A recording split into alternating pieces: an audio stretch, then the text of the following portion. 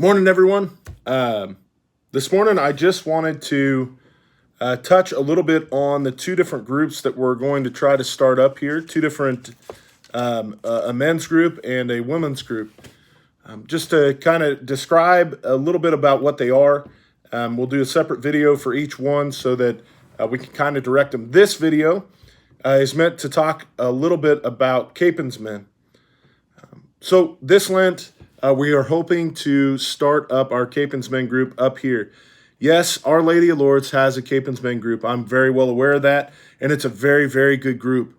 They're very on fire, and they have been for a long time, and they do a lot of good.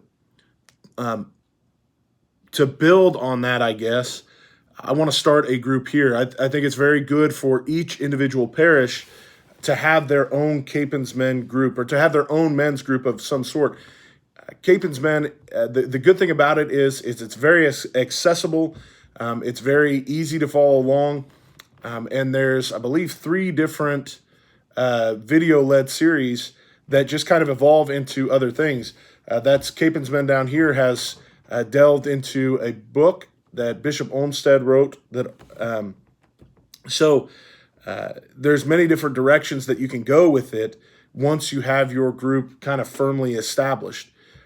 And it's something that can keep growing. We can keep adding more and more men. What is Kapaun's Men? Kapaun's Men is a group that is based off of the life of Father Emil Kapaun. He was a priest in the Diocese of Wichita in the 40s, basically. 40s and or late 30s, early 40s. Late 30s and through the 40s. He was a parish priest. He was a diocesan priest. For our diocese, he actually served up in his home parish of Pilsen, Kansas. Pilsen is like an hour, give or take, an hour north of Wichita, a little north and east of Wichita. But anyway, his story, his heroics kind of began as a parish priest because he didn't necessarily get along with his people. He was at home, and the Lord says that a prophet is never accepted in his hometown. And that was kind of the case for him. So, but from early on, he had this desire to be a chaplain, to serve as a chaplain in the army. We'll unpack his full story during Kapaun's Men and kind of the impact that it has. But it is a heroic story. It's a story full of virtue, and it's a very manly story. It's a story that all men can and should be able to relate to. I was reading in my book this morning.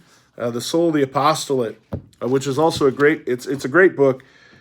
But I was reading in this book this morning, and something just stuck out to me. This was a quote that they included in here from Pope Pius X. And he's talking about the church in the modern world and how we are going to fix what's wrong. And everybody has a suggestion. He says, in here they say, what do we need to save society and to save the church? One guy says to build more Catholic schools. That's the answer. The Pope says no.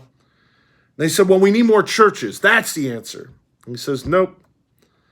He says, you know what? We need to speed up the recruiting of priests. Something that me and a buddy were talking about yesterday. We need more priests. How are we going to get more priests? He says, no, that's not where we begin. He says, and I quote, the most necessary thing of all at this time is for every parish to possess a group of laymen who will be at the same time virtuous, enlightened, resolute, and truly apostolic.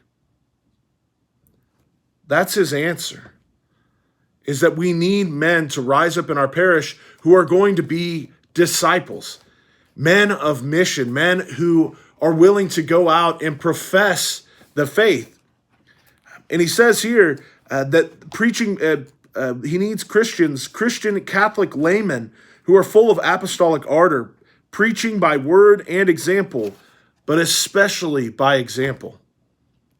We need men who are Catholic in their lives, who ooze Catholicity, who ooze the faith of Christ and his love and his virtue out into the world. We need that. Hopefully, this Kapaun's Men group will lead us to that. Will help us to see the beauty of that. So that is our plan, is to begin Kapaun's Men during Lent. I'll come out with more details about that. We're hoping to lock some times down. But if we can't begin it at the very beginning of Lent, certainly at some point during Lent, we're going to try to start this men's group. As I said, more details will come, but please consider this. Please consider doing this. If you're a man in our parish, it doesn't matter what age. If you want to grow in your faith and in the life of our faith, please consider joining this group once we get it rolling. We're going to try to make it a time that's accessible for everyone. That's hard to do, I know that, but we've got to start somewhere. So that's coming around the bend. Like I said, I ask you to prayerfully consider joining it once it comes out. And yeah, we'll go from there. God bless you, and yeah, we'll see you soon.